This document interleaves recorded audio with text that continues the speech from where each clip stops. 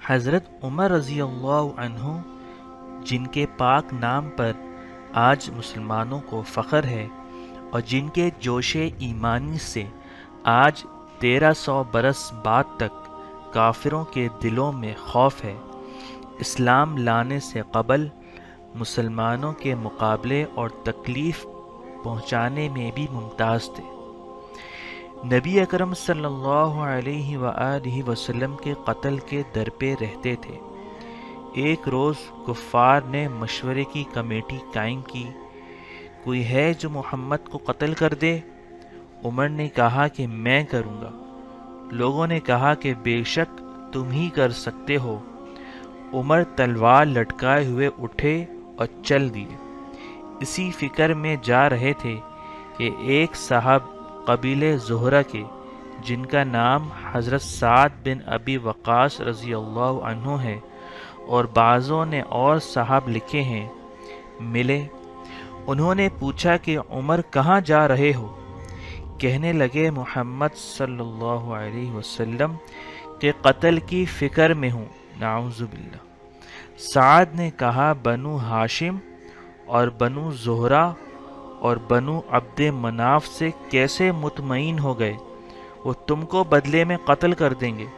اس جواب پر بگڑ گئے اور کہنے لگے کہ معلوم ہوتا ہے تو بھی بے دین یعنی مسلمان ہو گیا، لا پہلے تجھی کو نمٹا دوں۔ یہ کہہ کر تلوار سونت لی، اور حضرت سعد رضی اللہ عنہ نے بھی یہ کہہ کر کہ ہاں میں مسلمان ہو گیا ہوں، تلوار سنبھالی۔ دونوں طرف سے تلوار چلنے کو تھی کہ حضرت سعد رضی اللہ عنہ نے کہا کہ پہلے اپنے گھر کی تو خبر لے، تیری بہن اور بہنوئی دونوں مسلمان ہو چکے ہیں۔ یہ سننا تھا کہ غصے سے بھر گئے اور سیدھے بہن کے گھر گئے۔ وہاں حضرت خباب رضی اللہ عنہ کواڑ بند کیے ہوئے ان دونوں میاں بیوی کو قرآن شریف پڑھا رہے تھے۔ حضرت عمر نے کواڑ کھلوائے۔ ان کی آواز سے حضرت خباب رضی اللہ عنہ تو جلدی سے اندر چھپ گئے، اور صحیفہ بھی جلدی میں باہر ہی رہ گیا جس پر آیت قرآنی لکھی ہوئی تھی۔ ہمشیرہ نے کواڑ کھولے۔ حضرت عمر کے ہاتھ میں کوئی چیز تھی جس کو بہن کے سر پر مارا، جس سے سر سے خون بہنے لگا، اور کہا کہ اپنی جان کی دشمن تو بھی بد دین ہو گئی۔ اس کے بعد گھر میں آئے اور پوچھا کہ کیا کر رہے تھے اور یہ آواز کس کی تھی؟ بہنوئی نے کہا کہ بات چیت کر رہے تھے۔ کہنے لگے کیا تم نے اپنے دین کو چھوڑ کر دوسرے دین اختیار کر لیا؟ بہنوئی نے کہا کہ اگر دوسرا دین حق ہو تب۔ یہ سننا تھا کہ ان کی داڑھی پکڑ کر کھینچی اور بے تحاشا ٹوٹ پڑے اور زمین پر گرا کر خوب مارا۔ بہن نے چھڑانے کی کوشش کی تو ان کے منہ پر ایک تماچا اس زور سے مارا کہ خون نکل آیا۔ وہ بھی آخر عمر ہی کی بہن تھیں۔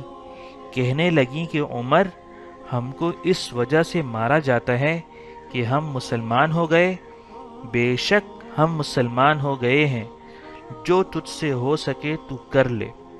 اس کے بعد حضرت عمر کی نگاہ اس صحیفہ پر پڑی جو جلدی میں باہر رہ گیا تھا، اور غصے کا جوش بھی اس مار پیٹ سے کم ہو گیا تھا، اور بہن کے اس طرح خون میں بھر جانے سے شرم سی بھی آ رہی تھی۔ کہنے لگے کہ اچھا مجھے دکھلاؤ یہ کیا ہے؟ بہن نے کہا تو ناپاک ہے اور اس کو ناپاک ہاتھ نہیں لگا سکتے۔ ہر چند اصرار کیا مگر وہ بے وضو اور غسل کے دینے کو تیار نہ ہوئی۔ حضرت عمر نے غسل کیا اور اس کو لے کر پڑھا۔ اس میں سورہ طٰہٰ لکھی ہوئی تھی۔ اس کو پڑھنا شروع کیا اور اننی انا اللہ لا الہ الا انا فاعبدنی واقم الصلاۃ لذکری تک پڑھا تھا کہ حالت ہی بدل گئی۔ کہنے لگے کہ اچھا مجھے بھی محمد صلی اللہ علیہ وسلم کی خدمت میں لے چلو۔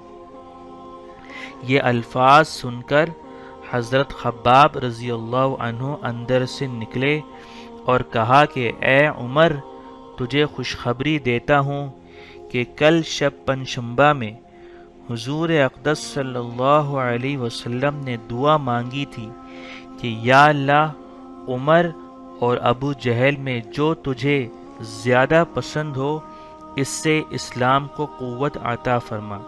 یہ دونوں قوت میں بہت مشہور تھے۔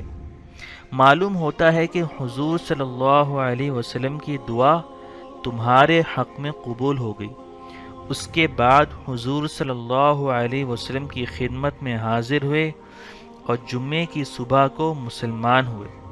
ان کا مسلمان ہونا تھا کہ کفار کے حوصلے پست ہونا شروع ہو گئے، مگر پھر بھی یہ نہایت مختصر جماعت تھی، اور وہ سارا مکہ بلکہ سارا عرب اس